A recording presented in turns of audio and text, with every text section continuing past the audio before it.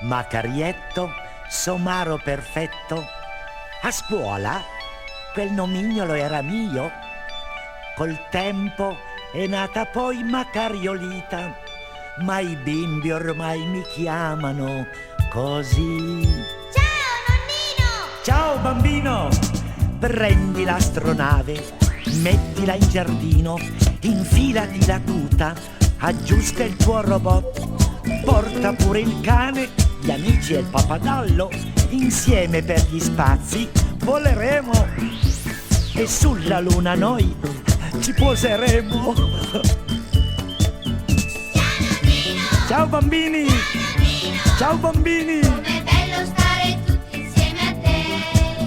Ciao nonnino! Ciao bambini! Nonnino! Ciao bambini! Il mago delle favole sei tu! Ecco avanzare un'astronave nemica, aziona il getto di panna nucleare, lancia il razzo di gomma da masticare, spruzza l'aranciata ma quella molecolare, le guerre delle stelle come in sogno noi faremo, e sulla terra ancora torneremo.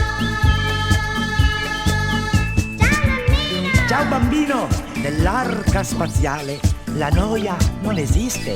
Il primo della classe lo vesto da pilota e tutto l'equipaggio se ne andrà all'arrembaggio di Giove, Marte, Venere e Plutone. E tutti insieme canteremo una canzone. Ecco avanzare un'astronave nemica, aziona il gesto di palma nucleare, lancia il razzo di gomma da masticare, spruzza l'aranciata ma quella molecolare, le guerre delle stelle come in sogno noi faremo, e sulla terra ancora torneremo. Ciao bambini! Nonnino! Ciao bambini! È bello stare tutti insieme a te!